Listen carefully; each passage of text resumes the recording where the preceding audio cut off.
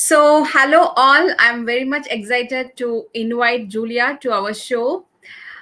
She is serving as a president, Northern Regional President for the NAWSP. That means National Association for Women Sales Professionals in Mhm. Northwest.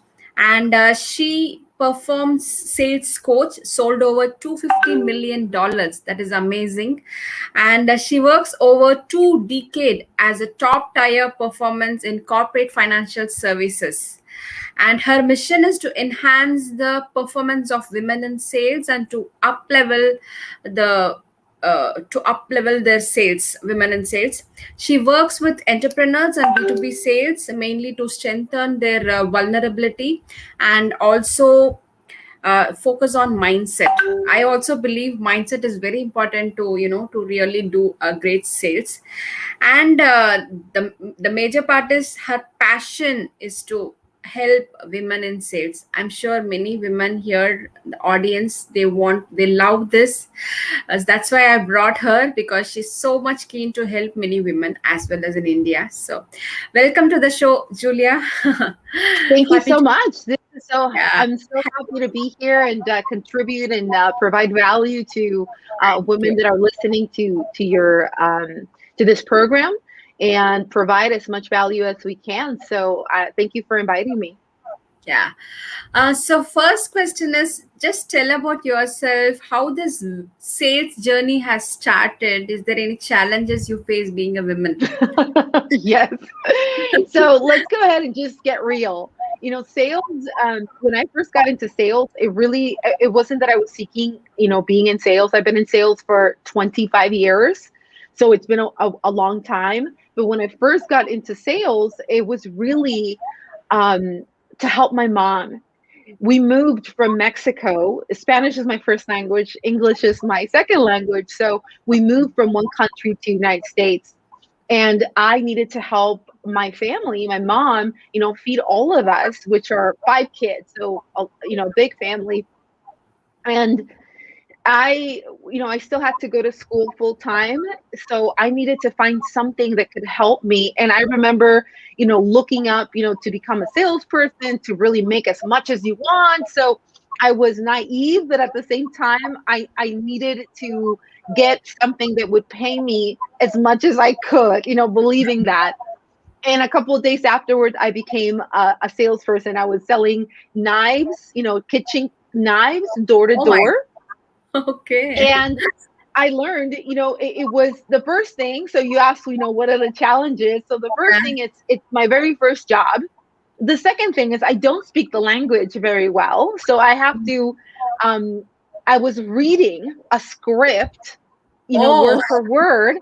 So the person, when they opened the door, would hear my presentation, and I had to learn how to connect really quickly so they didn't slam the door in my face. um, there were so many lessons that I learned from selling door to door, which was very hard. It yeah. wasn't easy. But one of the biggest lessons that I learned was to connect with people really quickly, to make sure Mm. that we found something. When I would walk up to their house, I would look at, do I see toys, around the house? Do I hear a dog? Can I connect really quickly with them on their children, on their pets? And then from there, if they open their door and they invite me in, what else around can I connect through? A sport, something. So connection was really the first thing that I learned, and that I still use it to this day, because people want to connect with other people. So that was Mm. super important.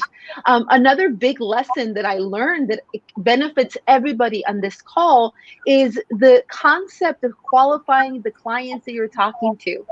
Sometimes you have a product, a service that it's a great service. It can benefit a lot of people, but maybe they cannot afford it. Not everybody can afford it, or not everybody needs it. So when I was going out and selling knives, these were very expensive, Mm. $2,000, $3,000. Oh So my, not a lot of people can buy those sets. So yeah. I had to be very specific in the areas of town that I would go, because I wasn't selling anything. I was like, Mm. what's wrong? I'm not selling. And my presentation was not the problem because I was reading it. Everybody was saying the same thing. It was where I was going to show. So qualifying your clients, making sure they can afford it is super important. Making sure that they have a need for it is super important.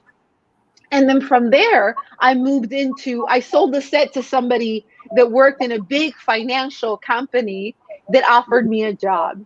And Wow. that's how I started moving into the financial services space and selling, at a different capacity. But Ah, the challenges really were making sure that the fact that I didn't speak the language stopped me from actually moving forward. And I think that when you have a lot of necessity, like I needed to sell to help my mom, buy groceries. I didn't think of how I sounded. I didn't think that if I looked funny or ridiculous or that I didn't sound perfect. All I knew is I needed to support my family. So that gave me a lot of focus into what mm, I needed to achieve. ah, So oh, that was my first experience in sales. oh my God. That's really great that you really want to help your family. That's why you came into sales. Mhm. Wow, amazing, amazing. Yeah. Yeah. And you started as a B2C first, right? Yeah, so it was business to consumer. So because Ah, I was going directly to the B to C, which is business to consumer, and that brought me. I was in B to C for a long time until I was in B to B, but I think it really brought me to. It was such a fantastic experience because I got to sell directly to the consumer, to the person that was going to use the product. And mm, if there was anything that I needed to give feedback, I wasn't assuming what was wrong or what was good.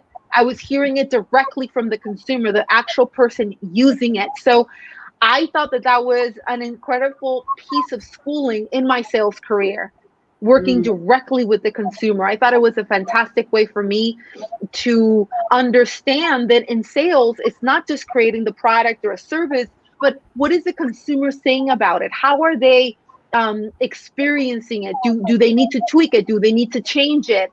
And that was incredible in the fact that it allowed me to see either if I was working for a company that people loved their product, or if I was being told that the product was good, but the actual consumer didn't like it or was feeling like it could be improved.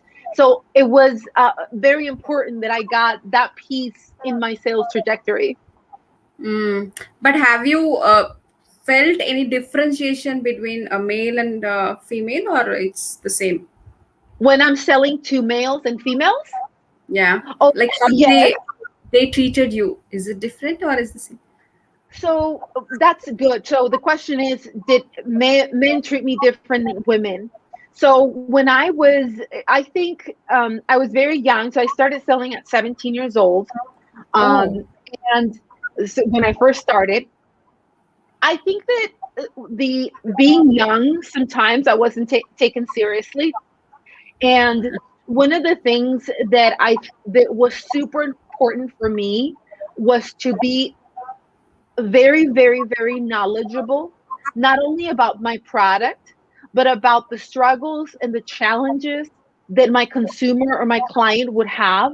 So that mm, when we were having a conversation and they didn't take me seriously, they knew that I actually understood their business or their struggles or how mm, to make their business or life better, because I would take any piece of information and not only understand the client and understand your product, but understand the market. Who's my competitor?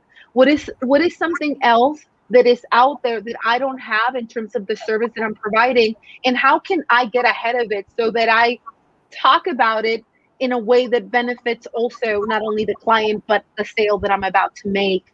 So yes, there was a struggle at the beginning when I looked really young, and I understood that I had to work harder than anybody else. I was not only a woman, but a Latin woman from Mexico. It wasn't always a negative, but I did see times when they didn't want to talk to me; they wanted to talk to a man. because Mm. they thought that they were the ones that would know. But I was very, very persistent. I'll tell you a story.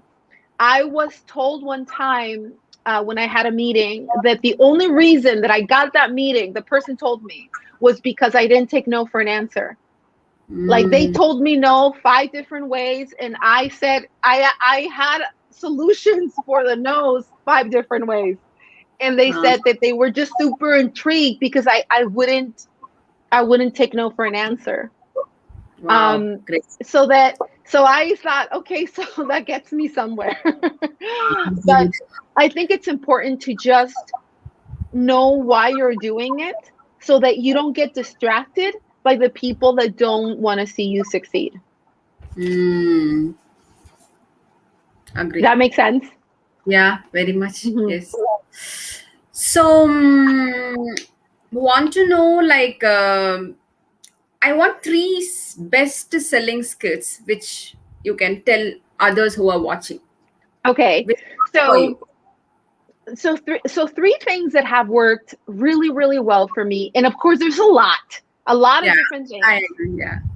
But the three that come to mind for me, the first one is resilience. Mm. Meaning, I'm gonna unpack it. I'm gonna give you a description. If you, so for example, I just shared, somebody saying 5 ways, said no, and I kept on going. I kept on going. You're gonna experience a lot of rejection. You're gonna experience more no's than you're gonna experience yes. So if you let those things distract you, then sales is going to be very hard. Sales is Mm. an incredibly rewarding career. You can make a lot of money, you meet a lot of people, it can be very fun. But Yeah. if you allow the negative piece of it to derail your focus, then you're going to have a very, very, very painful experience. So making sure that you are super, super incredibly solid around your goals and why, and it's going to give you, the power to continue to move forward. So resiliency is very important. Your mindset is part of that resiliency to, you know, uh, uh, Cynthia Barnes, who's the founder of the National Association of Women Sales Professionals, would say, what's your bounce back ability?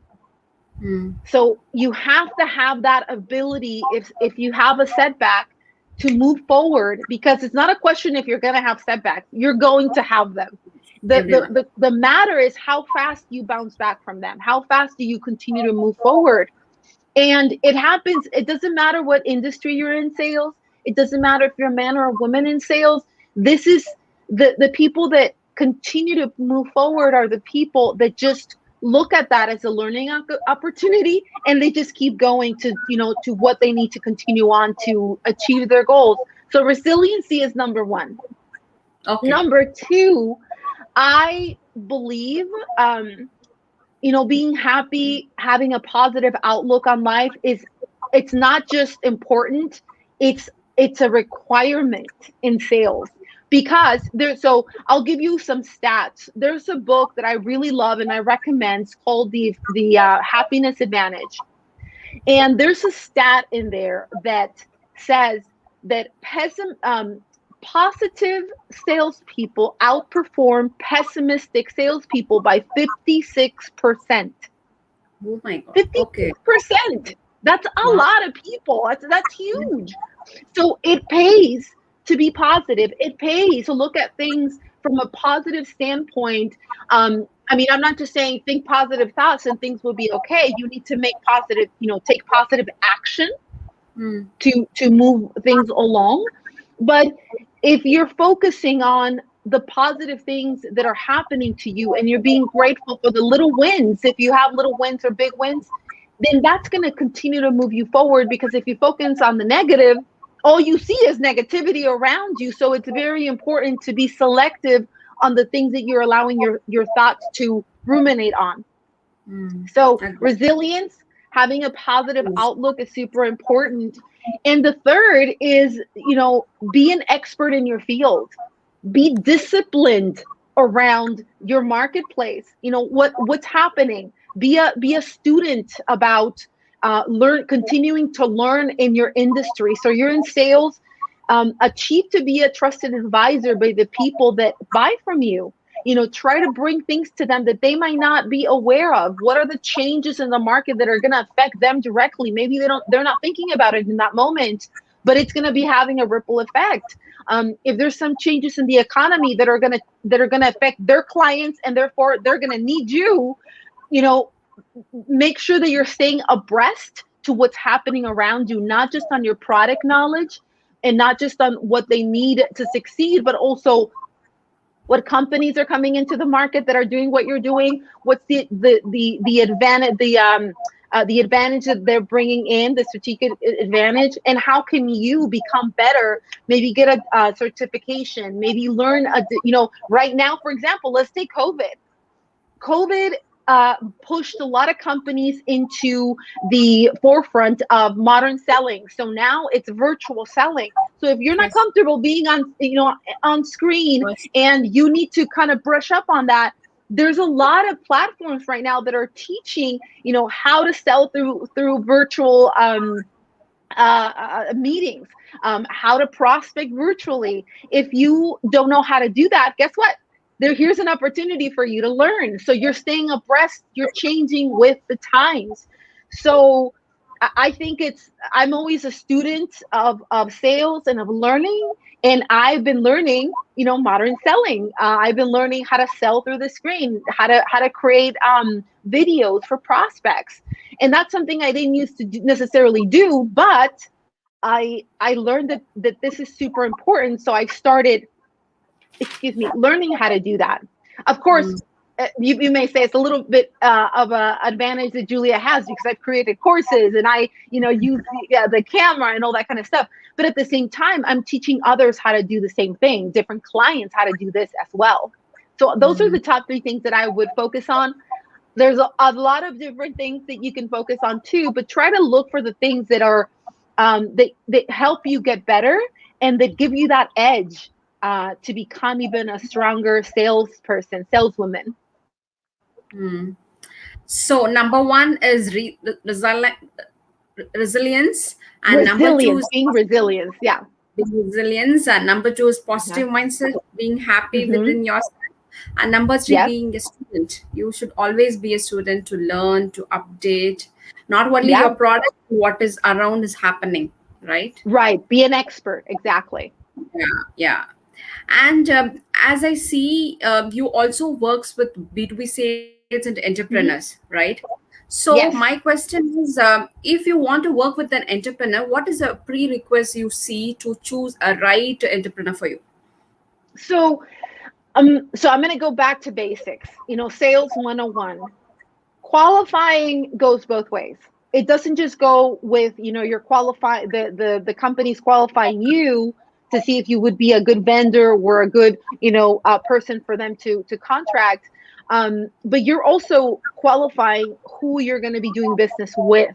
So with the entrepreneurs, before I engage in a conversation with them, I qualify them by having them fill out a very detailed questionnaire around, how long they've been in business, what is their current income, what are they, where do they want to take their business, what have they tried before, have they hired somebody in the past, what's been their experience, what I want to understand where they're at. I want to get little mini commitments in terms of time, of Anthony Iannarino, who's this incredible sales trainer, has a ton of books. One of them that I highly recommend, which is The Lost Art of Closing.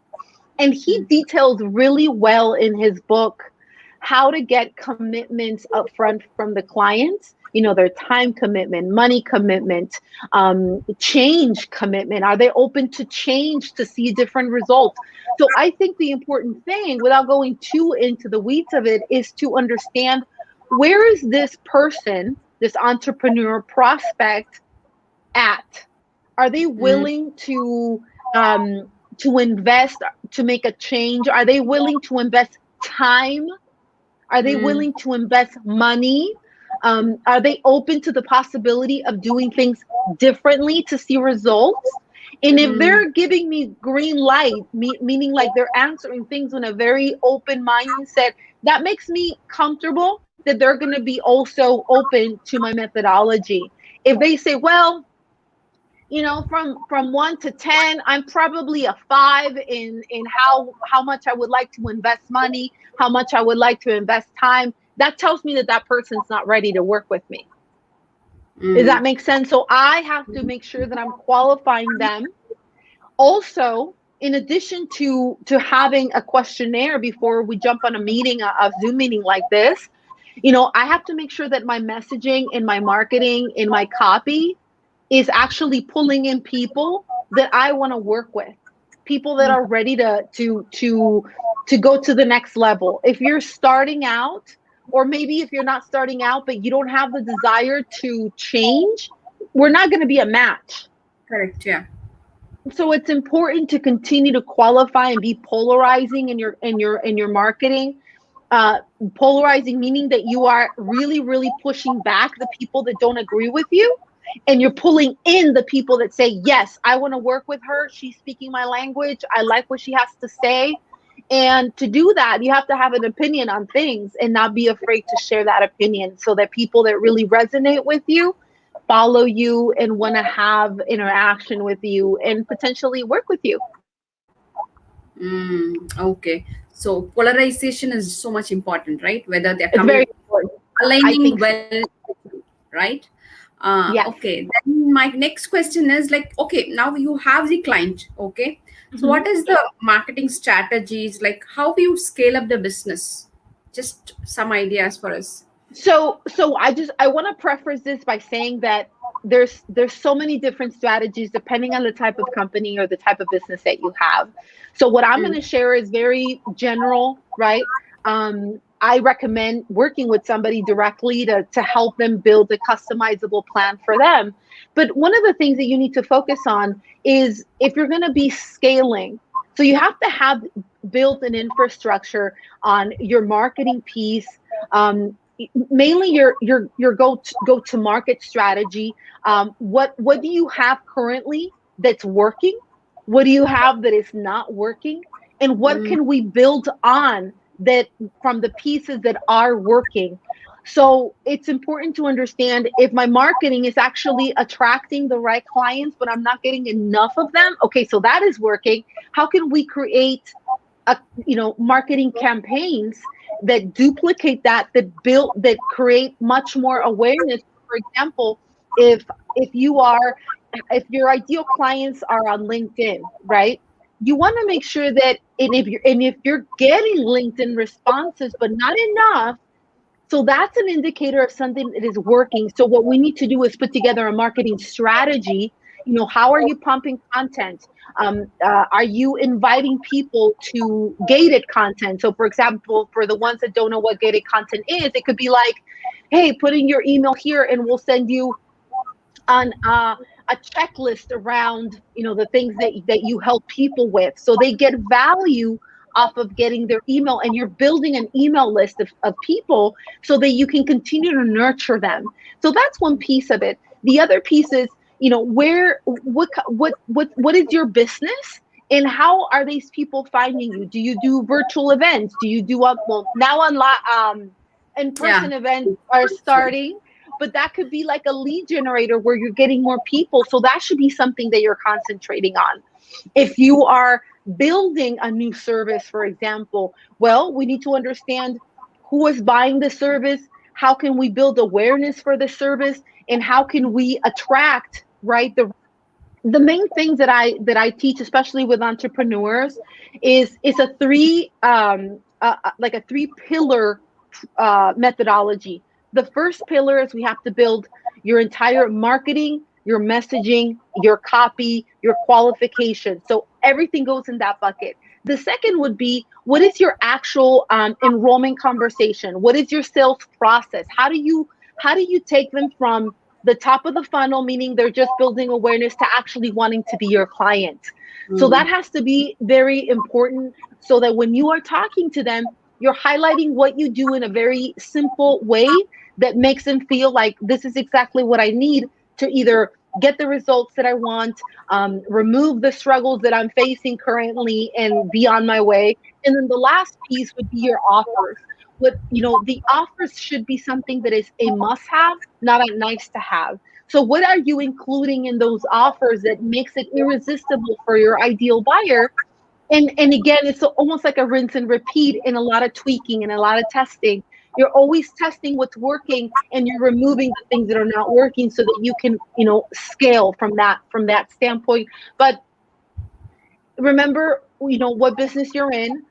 Some things will work, some things won't, depending on if you're doing an online business, if you're doing a B2C, business to consumer or business to business. So it's really important to understand what are the needs that your particular business as an entrepreneur requires, and who can help you achieve those needs. Okay, that is wonderful. Two things I want, just to one line answer, like why a business fails, why business gets success, the major reason. Why business fails? Yeah. And why some business is really doing great. Why business is doing great? They have a ton of consumers, happy customers. They're relevant. They have created something that people need. They provide great service. They provide something that is of use, of value.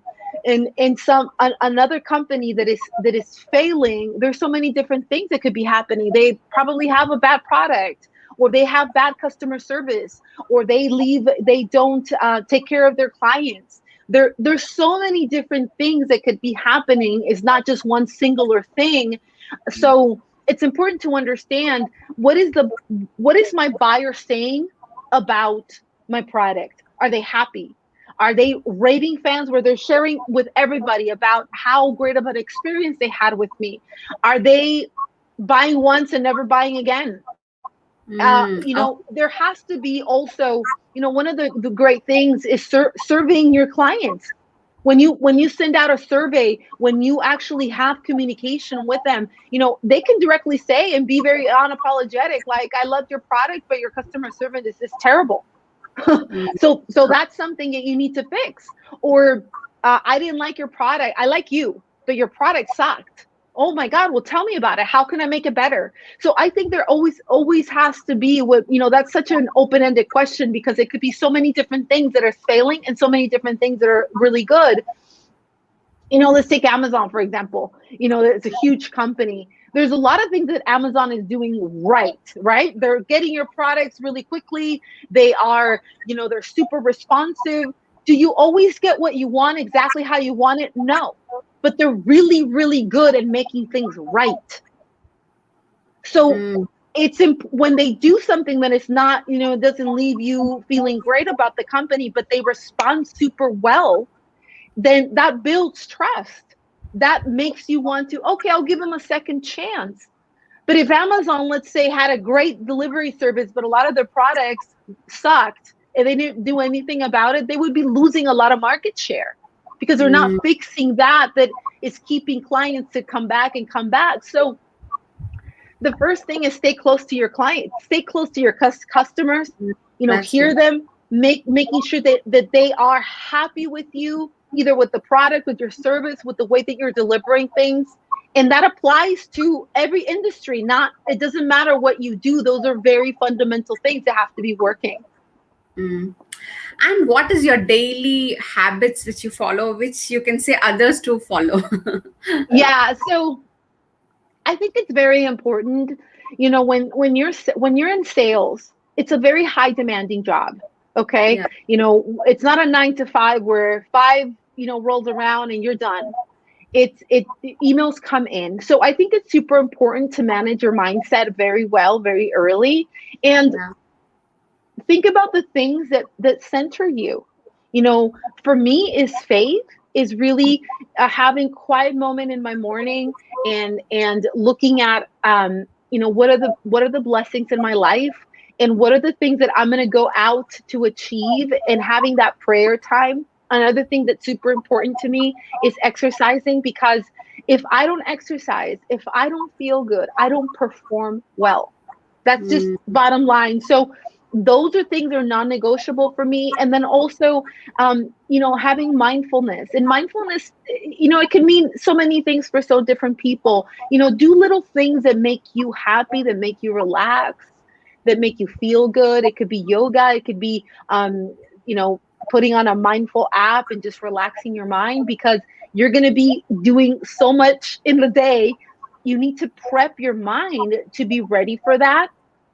And addressing things that maybe could be, bugging you. If you had a conversation with your spouse or your significant other and it didn't go well, kind of resolve those things, kind of, give it to faith or whoever you believe in, to make yourself, kind of get it out of your mind, and just have a gratitude, also, habit of, if things are not moving, let's say, fast enough for you, be gracious and grateful for the things that are happening for you, as little as that may seem, and it becomes a habit.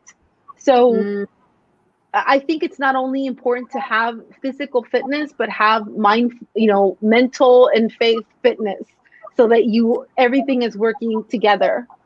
I totally agree. Yeah, especially in sales, you should have a calm mind to handle different mindset of a customer, right?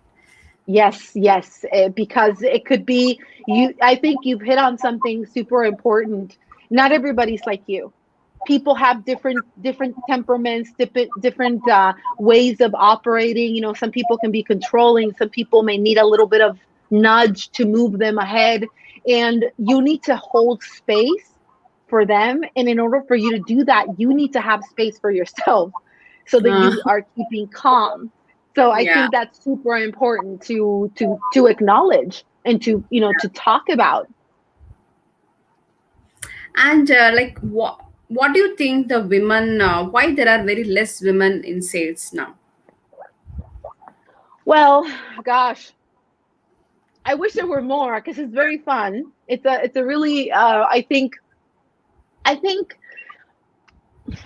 geez, I sometimes I sit and I think that question, because I've been in environments where I may be the only woman in the room, or there may be like 3 or 4 women in a sea of 100 men. I wish there were more women, and I think it's because, it could be two things. One, the companies are not making that a focus. They're Mm, not bringing in more diversity. They're yeah. not, the leadership is not really, making a push for that diverse of a sales force in their company, which I think Mm, it's a loss. But women should really, really be looking at, if they're going to be working for a company, what companies are celebrating those values? What companies are looking for that, as opposed to companies that are not? Slowly but surely we're making a shift. But I think that it's because it's been, depending on where you live in the world, there's parts of the world where the women are still the traditional stay at home, raise children. Then, for instance, on the western part of the world, and slowly we're making a shift. Companies have a lot to do with it. And also, it could be that, we as women want to see another woman like us doing the mm, job, so that we feel that we're not the only ones. When I started, I didn't have a choice. I was just like, I need a job. But same. ideally, I would have loved to have seen more women, in those positions, so that I could share some of my personal struggles that are different from men. Yeah. So I think that there's also maybe even a negative connotation of being in sales, that you're just outside of your home, and you have to be dealing with people. And I think women are incredible sales people, incredible, even if they don't think that, because connection, I started this conversation by saying that connection is super important, and women Mm, are natural connectors. I very mean, true. you don't have to know each other to start a conversation, to really connect with the individual. We're natural at being, vulnerable and empathetic. And Yeah. that's so key, to humanize your conversation, to humanize what you're doing. It's not just a job, it's you're helping people. So, I mean, I wish there were more women in sales. I think that as time goes on, we will see more and more jobs growing and growing their sales force to include women. But that's something that if you're new to sales, you want to vet out companies that actually have a diverse board of directors, that have a diverse C-suite. The executives are also made up of women, not just men, because that's going to tell you what kind of culture you're stepping into. Yeah, that's true. I think even the Yeah. organization also should come forward, Hmm. to offer affordable uh, job or equal salary. I think all these are very important for women coming into sales. Not only Oh my herself God. open up. Yeah. I mean, equal salary, what I have to say with that is women need to also know that they can negotiate. Oh, this is one thing, I don't know where I got this from, to be honest. But Mm, in every single job that I had, excuse me, I always made more, always.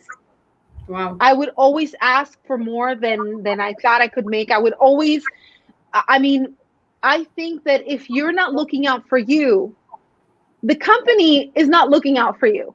The company looks out for you to a certain degree, but it's Yes. it's up to you to excel.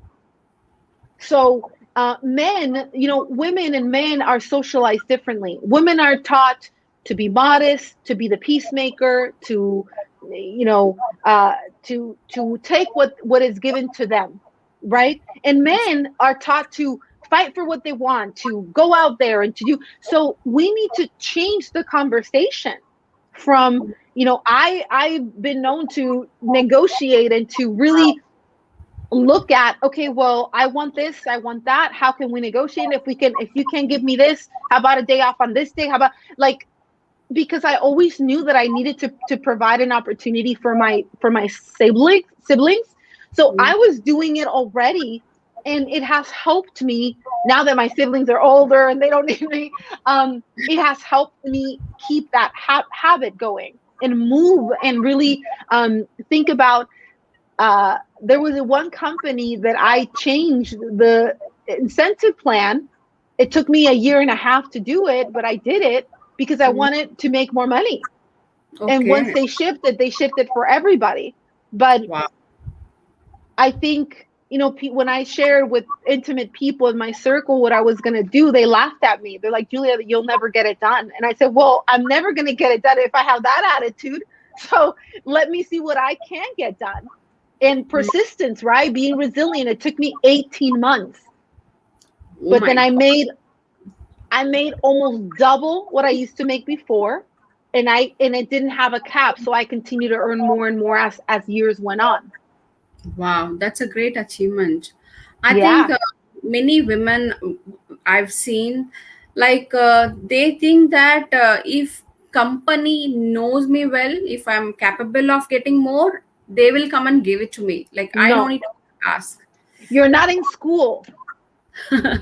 You think that the teacher is going to see, oh, I'm being a good student, I'm going to get a star, or I'm going to get a or a 10, whatever they're going to see me. It does not work that way, ladies.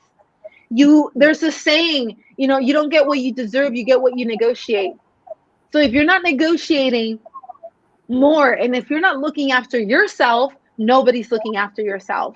And I'm not blaming anybody, because that's how we're raised. But Yeah. if you think that, oh, they're going to look at me and they're going to appreciate me, no. You're not in school, remember that. You're outside, so you have the ability to earn more. But you also, what I would recommend you do when you ask for a raise is this: Mm. have stats. What have you been doing to move the company forward? What have you been doing to earn the company more money on their bottom line? How have you been contributing to moving the goals forward? It's important for you to understand what is your manager's goal, so that your manager can be more successful, and in turn you become more successful, because he's going to give you, or she's going to give you what you need. So it's Mm, important to understand what is the company's overall mission, or not mission, I'm sorry, the vision for the future. What are we achieving in the next 3 years? What are the goals for everybody? How can I be different? What can I bring to the table? So I'll share with you, when I had to wait 18 months, the mm, first time that I came, I just had a lot of passion. My manager knew what I was doing, but he had to come up to a committee. The committee didn't know me. The mm, committee didn't know anything about me. The committee was going to look at a blank piece of paper and see my stats. So I had to provide an analytical, data based reason why, but also the other side, which would be provided by my manager, who would be my champion on moving us forward. So that's why it took a long time, because I wasn't prepared the first time, the way that he said, Julia, in order for me to help you, you're going to have to bring more stats, more data. And I was like, mm. okay, back to the drawing board. I did that. But then he said, I'm sorry, we already passed the incentive plan. You're going to have to wait another 6 months. No My God. problem. So then I collected more data.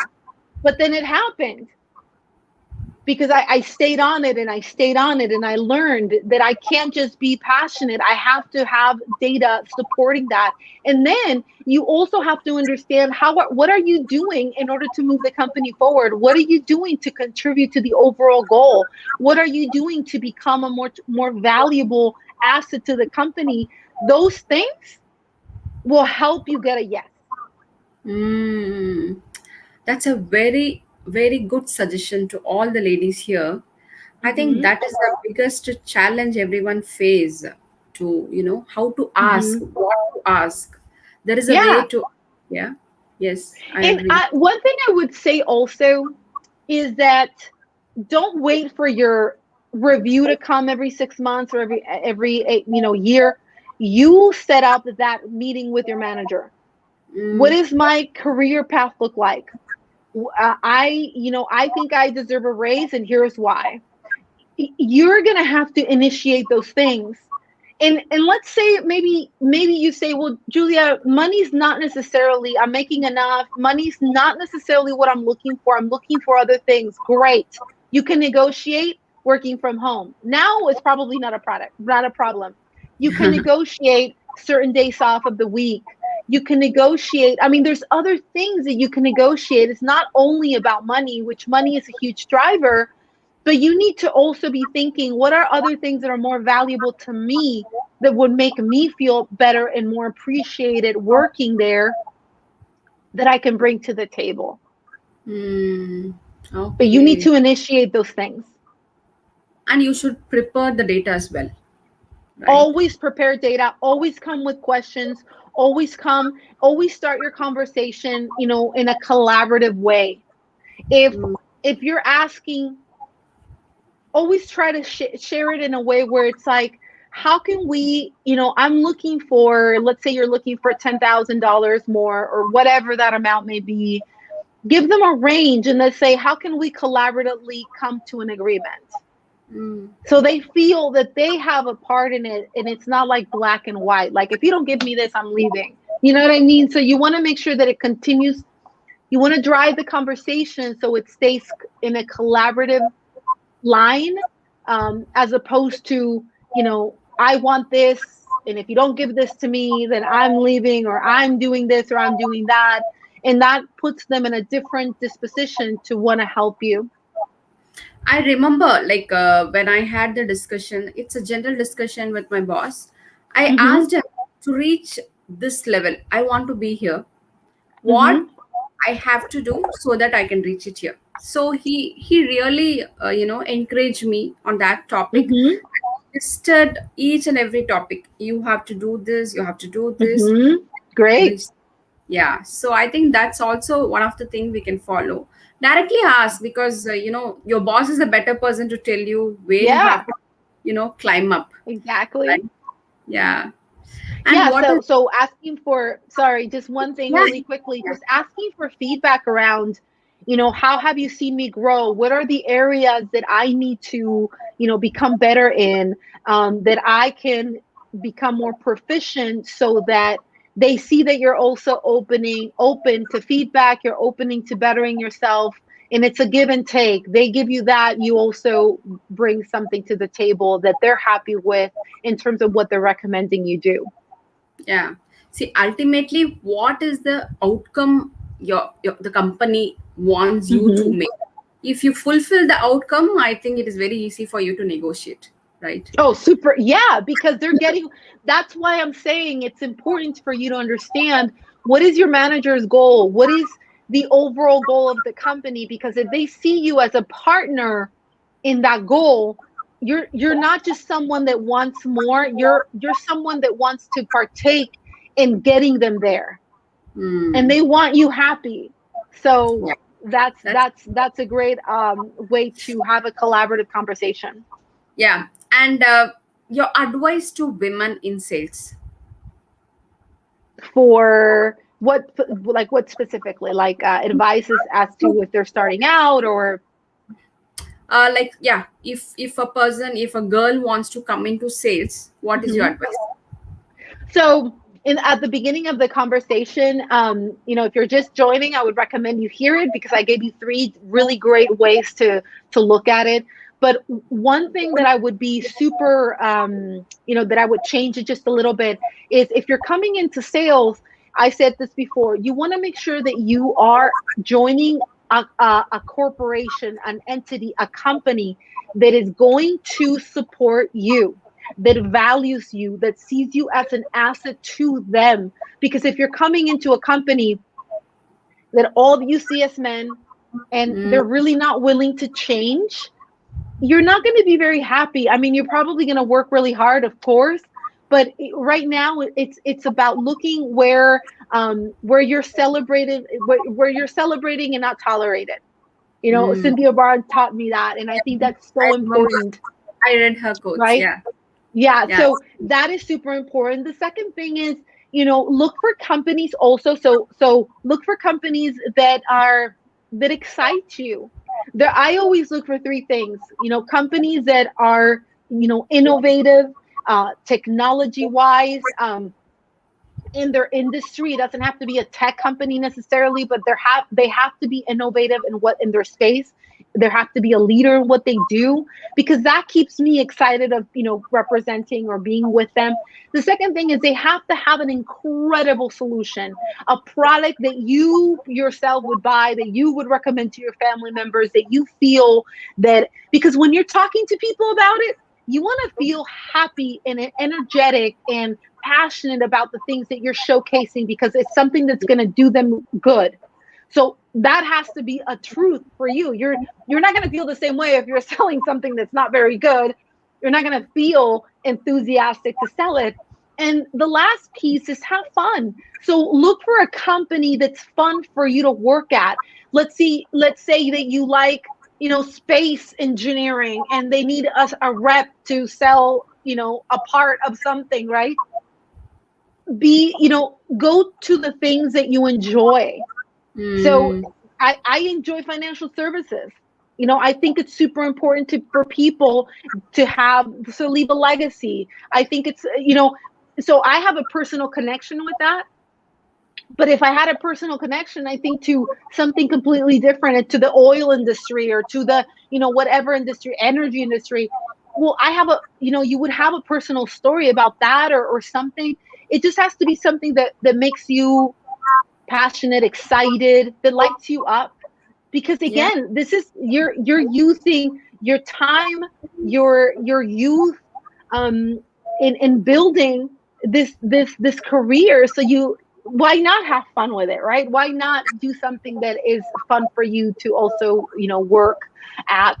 Um, and then I would say the same things that I said at the beginning: resiliency, positivity, and being an expert in your field is pivotal. Doesn't matter what kind of industry you're going to, it's going to require all that in order to stay for the long game, to stay for the long run, and to be, successful in it. So Yeah. I think that's what I would recommend. There's right now there's so much opportunity, especially online, especially like in the tech sector, right? And the biotech sector as well, in the financial fintech. I mean, there's so much opportunity. Right. It Yeah, it yeah. just depends what you like, what you want to do, and just find those companies that are committed to diversity, that are committed to developing you as a saleswoman, they want to help you, achieve the goals that you have for yourself. Yeah. Yeah, I just remember, if you do not convince the product or service what you're selling, you'll not be able to sell to others, right? So you should be passionate so much whatever you're selling. Otherwise, Selling, yeah, selling is a transfer of emotion. I'm transferring enthusiasm. I'm transferring certainty. I'm transferring trust. I'm transferring. If you get from me, ooh, I'm not sure. I hope you like it. You're like, no, I don't want this, because you don't like what you're feeling, right? What I'm making you feel. So it's super important that you feel really good, and that you believe that you're the better product in your industry out of all the other ones in your field. That's mm, important too, right? Because we want to represent the best. very I true. do. So I think that's there's nothing wrong, and also make sure that you're getting paid a pretty penny, because you're out there, making this happen. So don't be shy about your earning potential either. I read your profile. It says sales makes the economy go round. Yes. When you sell, everybody wins. People get jobs. People obtain products and services that they need. I believe in that. I think that sales is, for any company. If you don't have sales, you don't have a product. You don't have a business. It's so important. So your sales force is essentially, the blood pumping through your company. Mm, They're making that, the goals happen. So they're super important, and it's something that you're doing for people, not to people. see, and not only they make good money to the company, as well as the highly paid professionalist sales, right? Hmm. Oh yeah, sometimes you're making more than your manager. A lot Yeah. of times you're making more than your No, manager. especially the you sales know profiles, especially the sales yeah. profile to HR or accounts finance, they get highly paid. Do you agree? Yeah. Yes, very, very agreed. I mean, they're making, multiple six figures into the seven figures range, and Mm. I mean, it depends on the products and services that you're selling. It depends on the scale that you're selling. The first thing that I would recommend is go into something you love, go into something that you have fun in, because if you're selling something you hate, it's not Mm. good for you. Right? So if you don't like selling funeral services, don't go into that. Uh, But if you love selling funeral services, then go into something like that. But make sure that what you're doing is giving you, the income, the lifestyle that you want, the growth for your career, the pace that where you're going at. Some sales cycles are longer. They're different. Some are faster and furious, and check out all those kind of things. And sometimes that just comes with experience. You worked in so many different ones that you sit on the ones that you tend to have a preference on the ones that you like. Um, and that's just experience, and trying different things. So if you're feeling like, oh my god, I don't know what I like, I don't know what I would like to do, I would just say narrow it down. Try to couple. You'll learn pretty quickly which ones you like and which ones you don't like. So I you know, think actually many sales, either yeah, especially man, now they're in sales, like they yeah. come to sales because they didn't get the job anywhere else. Really? Yeah, there are I've read, I've heard from many of my Well, friends. Yeah. what I would say about that is, no, there is, just like anything, there's a spectrum. Meaning, there's car salesmen who anybody off the street can do, I mean, not to be bad to them or anything, but it doesn't take a lot of intellect. It takes, the desire to sell, and but it doesn't take that a whole lot of intellect. And then there's other type of sales where it's much more intellectual. You have to have designations, you have to have schooling, or you have to have a lot of experience. So if you can't get a job anywhere else, I highly doubt you're going to get a job, in a very sophisticated way of selling, because it's consultative.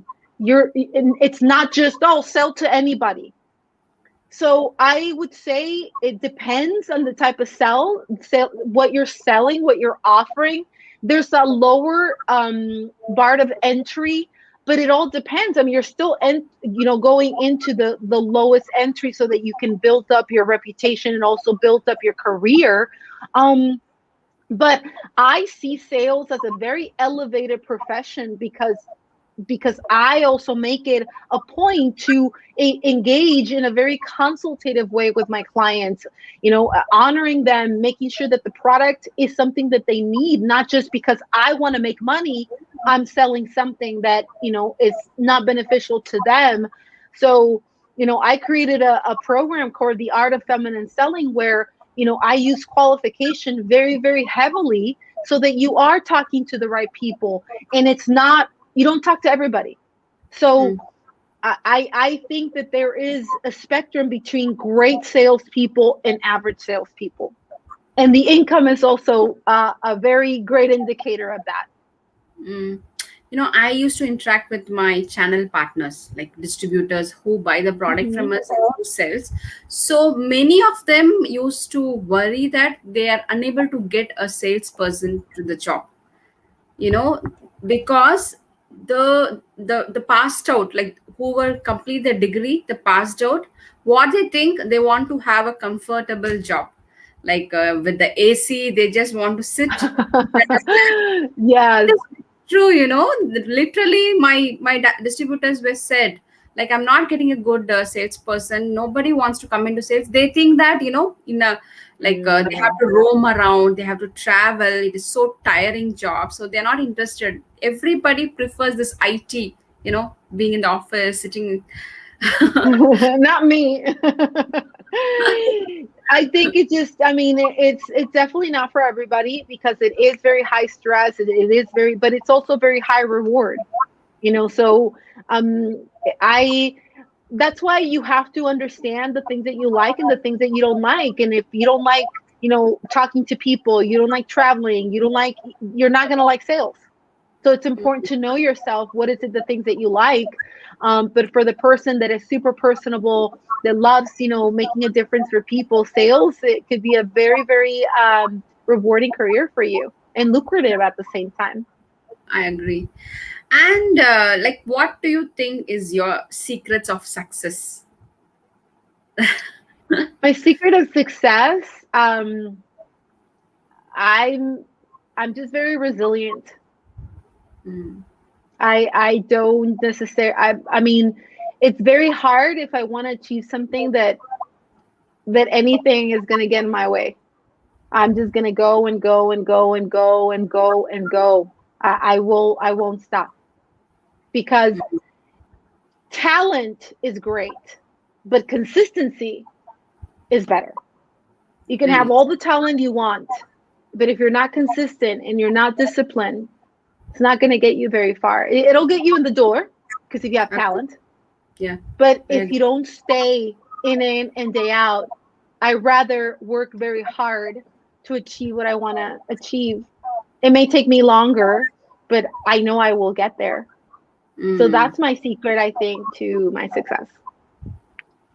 I've heard one of the speech. I just relate to that. What they say is, even though you're not for example, if you want to be a great singer, okay, even though you do not have that intelligence to be a great singer, but still you can beat the greatest singer by being consistently learning about singing. Every day, if you make an effort, at least 5 minutes, 10 minutes, if you make an effort to learn the skill, then you will be a greatest person in that particular skill. Any skills you want to be expert, just to learn the skill every day, 10 minutes or 15 minutes, but it should be consistent. So Mm-hmm. consistent wins the game. Mm-hmm. Consistency. I mean, Yeah. it's I understand. I mean, there's certain talents that are like, having a beautiful voice, that's a talent, that's a gift that was, given to you.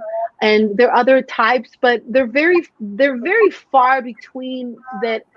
That commitment, discipline, and consistency doesn't win. And 99% of the time, in my experience, that wins, because not a lot of people are willing to put in the effort. They just don't. And I've seen it. So I feel that if I'm, be a little bit behind, I will get there as long as I stay consistent. Mm. And anyway, you talked about a bit about art of feminine selling. I just Yes. know that you are the creator of that particular, art of Yeah. feminine selling. What exactly it is about? So the art of feminine selling it's consultative selling 101. It's really teaching women, first and foremost, letting them know that they're incredible, they're connectors, they have, natural vulnerability, they are empathetic. So it's really highlighting your innate strengths as a woman in how you can use them in a sales environment with clients to connect. And then there's a lot of tactical things, of course, understanding how to close, understanding how to have a conversation, all those things that you need to understand in addition to the three pillars. And just more than anything, it's almost like permission to be a woman and to be in sales and to do it the way that you would do it, not how men would do it, but how you would do it as a woman, using those things that come very naturally to you, in addition to all the tactical and the strategy that it's important for you to know. And you're obviously being an expert, but it's more than anything. I mean, uh, permission to be yourself, Mm. to use how you would connect to other people, and to be able to close business. It's really nothing. I mean, if a man wanted to take the course, for example, what he would say is, "Wow, so I'm learning everything I'm supposed to learn to close the deal, but also what I'm learning is the soft skills. It's the emotional intelligence piece. It's all these little nuances um, that women have it so well put together, and it's just highlighted in that way." So that's really what the essence of that methodology is about, is bringing out your strengths, celebrating them, and using them on the field. Okay, that's great gift for a woman who really wants to learn sales, Yeah. right? Yeah, and there's if anybody wants to, I have a free gift. Actually, I should have even told you before.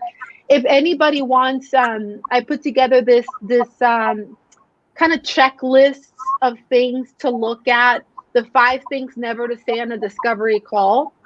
If you're an entrepreneur, a B2B sales, you can just shift it around to meet your audience.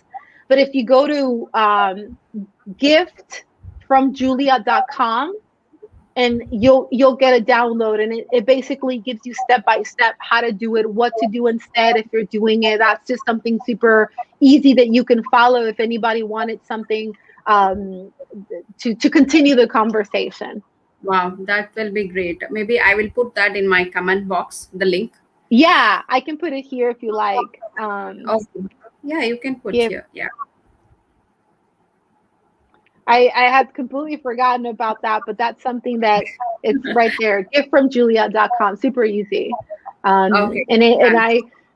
I took that from about 50 to 60 conversations that I had with women entrepreneurs that were not closing, that were not converting clients. And I started realizing there were a couple of things they were doing that I said, I asked, why are you doing this? Like, who taught you to do this? No, I learned it at Google, or somebody said this, or I was like, no, no, no, let's change this little thing around, or let's change that around. And I decided to put it in a PDF, so that, women can actually have it and kind of go by that based on the research that I did from women that were having a very difficult time converting in their business. But I don't know how far it's true, because in India I'm not hearing much, but in US I'm hearing much that girls, the success rate is higher. The closing sales rate is higher than men. Is it true? Is it happening? For women? Yeah, women is Yes, good at women closing. women tend to close higher than men. Actually, there's a study by a research company called Forrester Research. Um, I forget the actual stat, but I think it was men. It was like, I don't know, men like a 40. I think it was like 46% for men and like 53% for women. But women were closing higher. Thank you for reminding me of that. I should have mentioned that. But yes, yeah. But any specific reason do you think why it's happening, or do you Because know? women have soft skills. They're higher in their emotional intelligence than men. So that's a huge, and that's part of being empathetic, of being a connector, of being vulnerable. Those are the things that you should be using in your conversations that Mm, sometimes we think we shouldn't. And you actually have an edge, you have a competitive advantage to mm. use that. So use it anytime you can. Wow. I think this message should be passed on to all the organization who doesn't want to, pick up women. Yeah, they Okay, the should, because they would close more. And when they actually, there's another stat in that research that said that companies that actually have more women in the C-suite actually make more money. wow. Maybe you can send it to me later if you find it again. Yeah, yeah. Yeah. I'll put in the company name. It's called Forrester Okay. Research. So, but if I could, it's called Forrester Research. It's a huge company in the United States.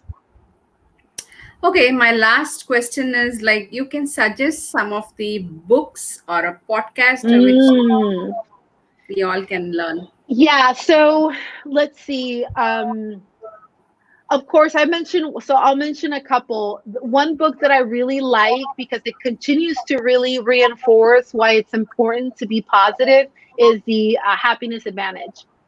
That's super important. It gives you, for anybody that likes stats and data, it's full of data. It's from a professor at Harvard, and it's just super digestible. And it talks about sales and it talks about other stuff. Really, really neat. One of my go-to books for sales is the Lost Art of Closing by Anthony Iannarino. I think I don't care if you're an entrepreneur, B2B, that's a very, very good book.